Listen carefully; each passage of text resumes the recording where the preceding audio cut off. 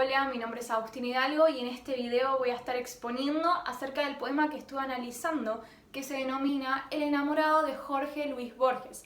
Jorge Francisco Isidoro Luis Borges nació el 24 de agosto de 1899. Ya desde temprana edad tenía una gran afición por la lectura y también, gracias a una influencia familiar, su alfabetización fue bilingüe. Ya desde los 4 años él ya sabía leer y escribir y también a los 10 años ya había escrito su primer relato y también había hecho una traducción de uno de los cuentos de Oscar Wilde.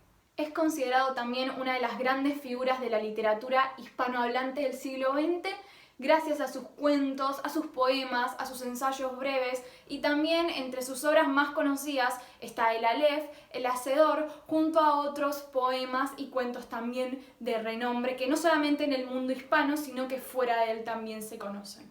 El poema que elegí es un soneto y el soneto fue una de las formas más recurridas por Jorge Luis Borges durante la segunda mitad del siglo XX. Me gustaría recitar el poema. Dice, El enamorado. Lunas, marfiles, instrumentos, rosas, lámparas y la línea de Durero, las 9 cifras y el cambiante cero. Debo fingir que existen esas cosas. Debo fingir que en el pasado fueron Persépolis y Roma y que una arena sutil midió la suerte de la almena que los siglos de hierro deshicieron. Debo fingir las armas y la pira de la epopeya y los pesados mares que roen de la tierra los pilares. Debo fingir que hay otros. Es mentira. Solo tú eres, tú, mi desventura y mi ventura, inagotable y pura.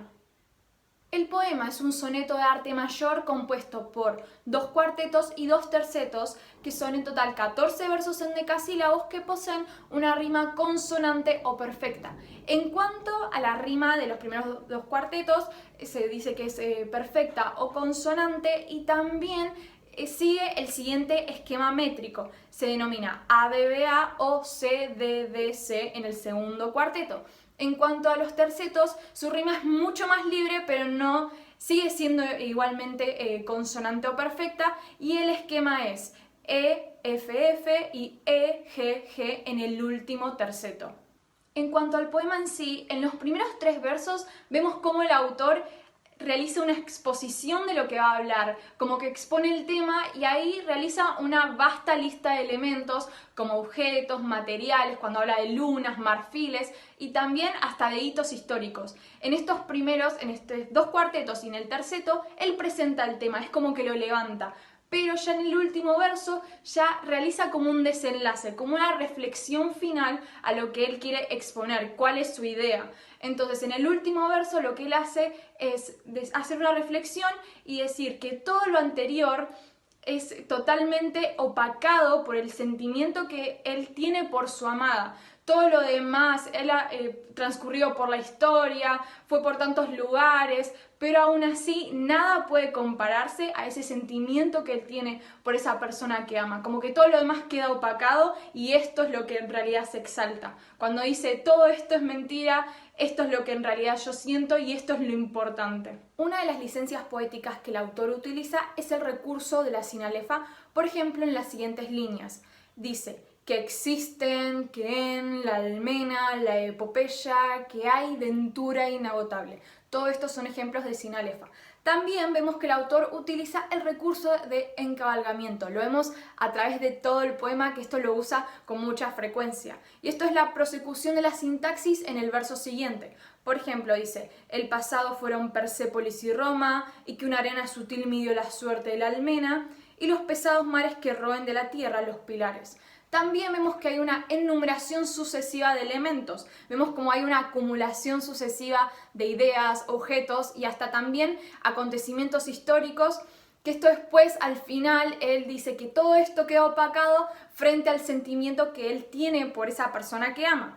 También vemos el recurso de la anáfora, vemos que predominan los versos 4, 5, 9 y 12 con la siguiente línea, debo fingir que. Y por último también una marca de aliteración en el siguiente verso, mi desventura y mi ventura, inagotable y pura. Me gustaría terminar este video citando a Borges porque me parece que Lo que él está diciendo en esta cita tiene muchísimo que ver con el poema que acabamos de leer, que tiene que ver tanto con los sentimientos y las emociones y cómo él pudo plasmar en la poesía todo lo que él sentía, porque en sí lo que él dice en esta cita es que la poesía se siente, no simplemente es como se enseña, sino que también se siente. Entonces dice así: hay personas que sienten escasamente la poesía, generalmente se dedican a enseñarla. Yo creo sentir la poesía y creo no haberla enseñado. No he enseñado el amor de tal texto de tal otro, he enseñado a mis estudiantes a que quieran a la literatura, a que vean en la literatura una forma de felicidad. Muchísimas gracias.